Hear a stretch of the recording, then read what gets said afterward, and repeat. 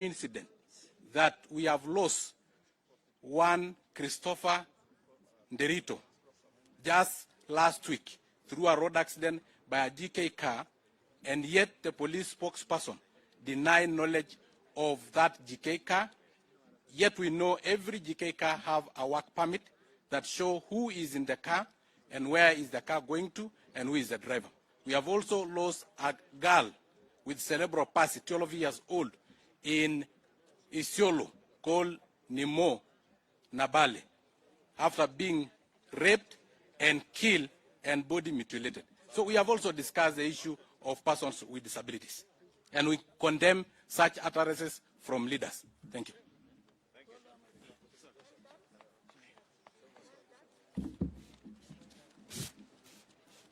Nataka kumalizia kuhusu miswada ambayo inakuja katika bunge. Okay. You ready? What? Oh, tunataka kumalizia kuhusu miswada ambayo inakuja katika bunge la kitaifa. Oh, they are saying they don't have sound. What happened? Oh, okay. So.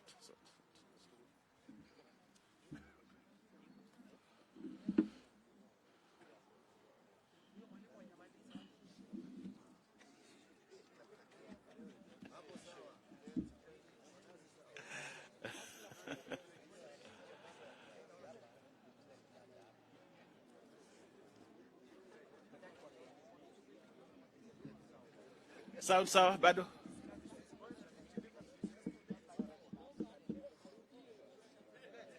Nani huyo? Gani? Huyo.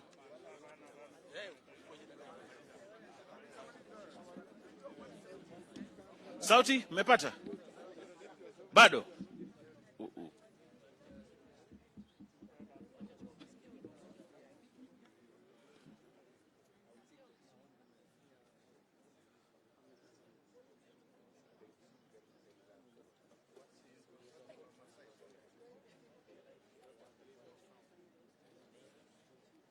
Bado.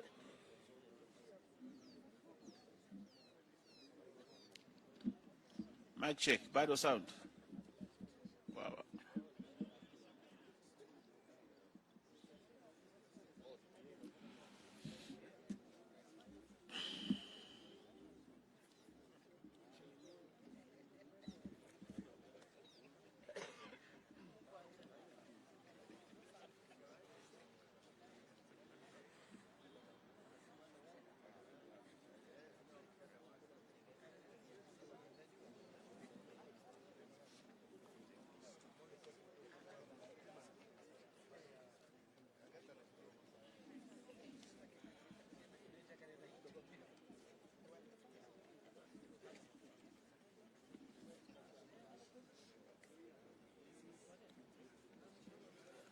Sawa, haya sawa. Tunataka kuongea kuhusu miswada ambayo iko mbele ya bunge kwa sasa, miswada ambayo ni muhimu kwa Wakenya, ambayo sisi tunataka kupatia kipaumbele bunge likifunguliwa, na kwamba hawa wabunge ambao wako hapa watapatia support hii miswada. Mwanzo kuna ile T-Act ambayo kwa sasa ilitiwa sahihi, na tunaomba serikali kwa sasa ihakikishe kwamba wamefanyia operationalization ya T-Act kwa haraka sana, ili wale wakulima wa chai wapate manufaa ya ule mswada ambao ulipita pale bunge.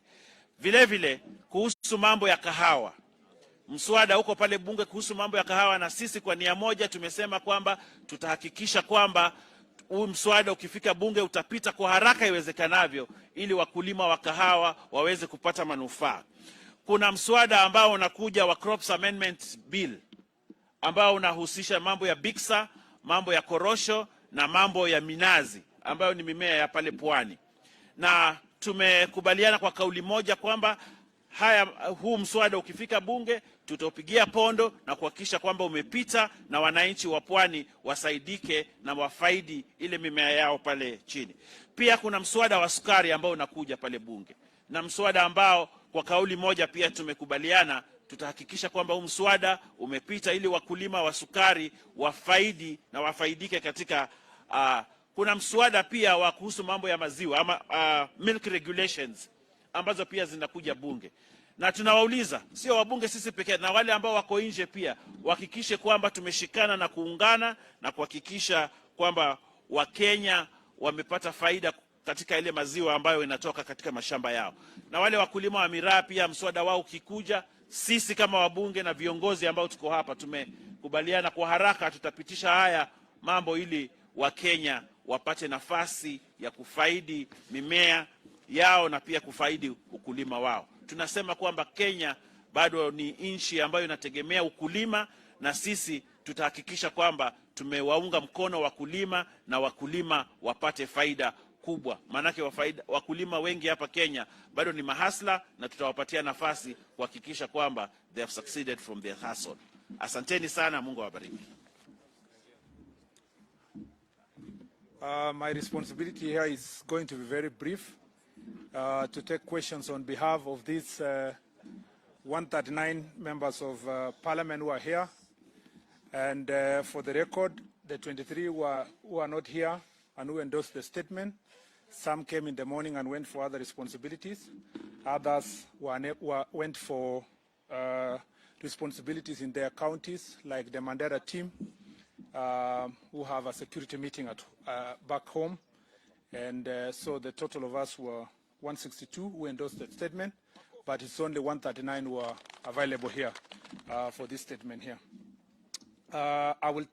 We will take 4 questions, and then, because this is a statement that has been endorsed by others, we don't want to deviate from the statement. So I'll take 4 questions, and those 4 questions should be relevant to the subject that we have raised here. Chemutai? 4. Another person, so that I count NTV, KTN, and Ebro. On behalf. Kama sijapik mtu mwingine mpatie maswali yenu yeye hao waulize. Proceed. Volume.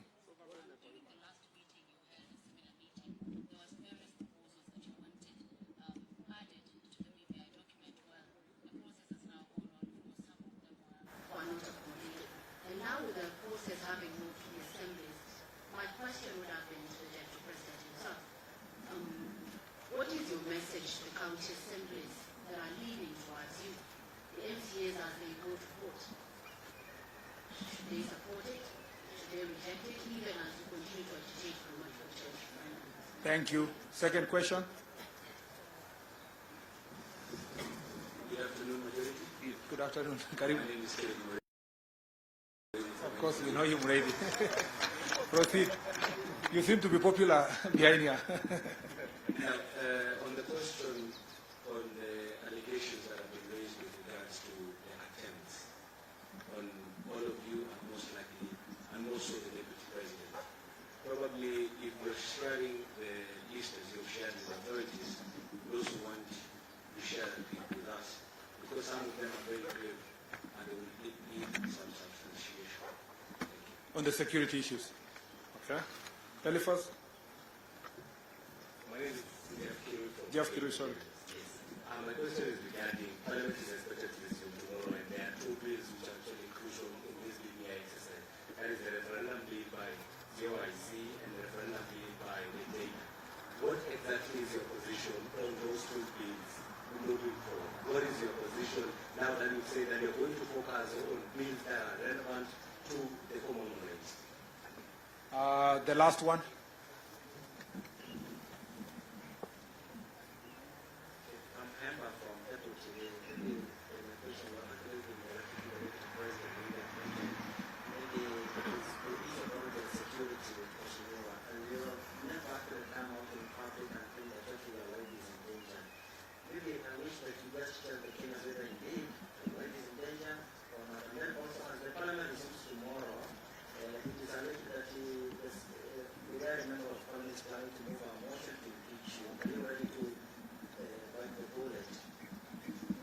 Okay, thank you. I will group these questions into 3. There is the question of BBI, which Honorable Duale will respond. There is the question of security, generally for security, the 2 questions on security from Muredi and Kayemba. and will be answered by Senator Susan. I'll leave Dwale to be the last one. Wait, hold on, Senator, Leader Majority. Yeah, you'll be the last one. And then the question of impeachment will be answered by Linturi, and I'll start with that one. Linturi, please.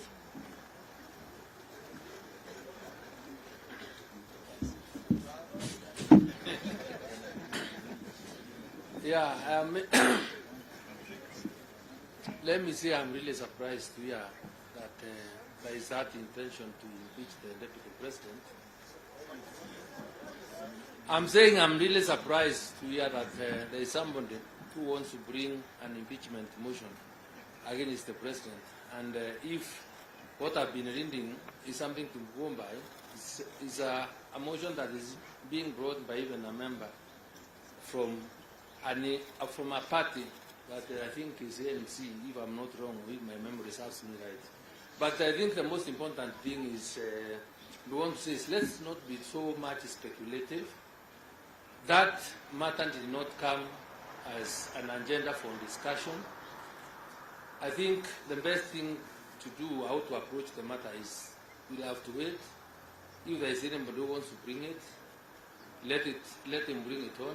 And I think when it finds its way on the floor of the House, then the members of Parliament will deal with it as at that time. So for now, I don't think it's anything that really worries us as a caucus or as a team. Thank you. On the question of security, I will request Honorable Alice Waume to respond.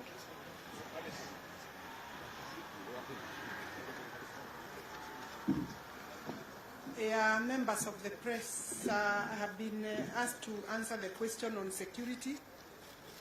You know, we have said in the statement that the members' security, many members of Parliament have had their security withdrawn. That, of course, answers to the vulnerability of members if we are going for meetings without security. And we have called upon the relevant office of the IG to take into account and provide security as and when members of Parliament and even this team is having their political meetings or any other meetings elsewhere or within the country. We've also asked that the police to be sent, the security assigned to those meetings be designated and have the relevant uniform and their numbers properly identified for purposes of accountability. The last one is the names. You are asking for the names of the people who may have been assigned some of the duties.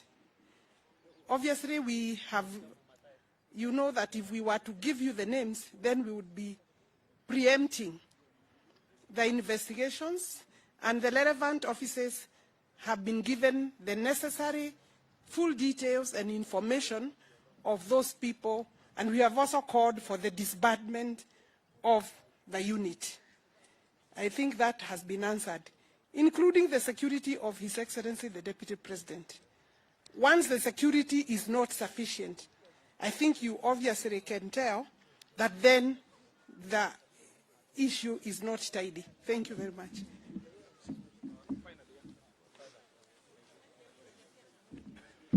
I have two issues, or three issues to answer. One, let me help my brother Linturi on the matter of impeachment. An impeachment of a deputy president, from my experience as a former leader of majority, who was there when Amos Kimunya was impeached, who was there when Moses Wetangula was impeached, who was there when Minister Kaimenyi survived. I was there when the process of impeaching Anne Waiguru was there. It's not a birthday party. It's not a walk in the path. And you look at the person who is driving this. You go dissect Ayub Savula.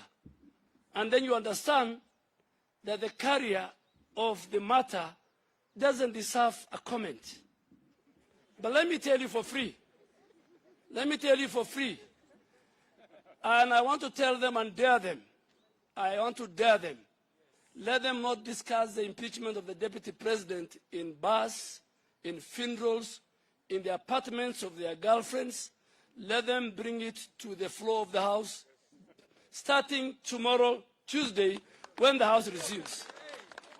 So we dare them, whether, here, we are telling them, all of them, the ODM, the ANC, the Wiper, the Kielewekes, please go sit somewhere, bring the impeachment. We are ready for you. On the issue of BBI, we said it's not our priority, it's not a priority for the country. We have said it that consensus is the route so that we don't have a divisive referendum that divides the country. But our competitors are the architects of ethnic mobilization, ethnic and regional balkanization. Their intention is to divide the country. And we are telling them, whether you bribe the MCS, whether you do it, ultimately, and that's why it's called a popular initiative, under Article 250, I think, 1 of the Constitution. It is popular initiative because it belongs to the people. It doesn't belong to IBC, it doesn't belong to the MCS, and we are saying, if worst comes to the worst, give the people of Kenya their democratic right to choose from the menu that the people of northern Kenya can choose, the people of Mount Kenya can choose, the people of Nairobi can choose, the people of the Rift and Western and Nyanza can choose. Do not force people on an item that they have a constitutional right, which is called a popular initiative. I think the final question was on the bills before the House. There are two bills before the House on referendum law. One is with the COIC, chaired by Honorable Kioni, and the other one is with the JLAC, chaired by Honorable Muturi Kigano. The Speaker made a communication that ultimately he doesn't want to have two parallel bills. So when we go back, that is a function of the House Business Committee, that's a function of the committees. When those bills come to the floor of the House, as a group, we will make our position known both in the second reading and in the third reading, in both houses. And I want to make it also very, very clear that this BBI should not be proposed. The proponents are in a dark room. Take it to the people. Explain to the people. And I was very, very shocked. Very shocked. And I want to challenge him, the former Prime Minister, lying openly that if BBI passes, Turkana County will get 20 million. I want to challenge him. 20 billion. I want to challenge him. There's mathematics, I remember the little algebra I did when I was in school. And quadratic equation. Turkana in the formula in BBI. And I want them to challenge me, and I'm challenging them to a contest. Turkana, Marsabit, Isiolo, Tana River, Lamu, Samburu, Wajir, Mandera. If BBI passes, the Tharaka Nithi, they are the 8 counties that are losing. I'm challenging the ODM brigade led by the former Prime Minister. Don't lie to the people. At your age, you don't lie. No, at your age, no. At your age, you don't lie. And I want to thank the governor of Turkana. I want to challenge them. In that formula in BBI, if you do the mathematics, Mr. Odinga, if you do the mathematics, Turkana County now is getting 11 billion, Turkana County will get 9.8 billion. I'm not saying it. So you can see a whole proponent of BBI is lying to the people of Turkana. And the same thing, he wants to come to Mandera and lie. And if you go to these counties, in fact, the 2-3 worst counties that are losing over 2 billion is Isiolo, Lamu, and Tana River. Thank you very much. God bless you.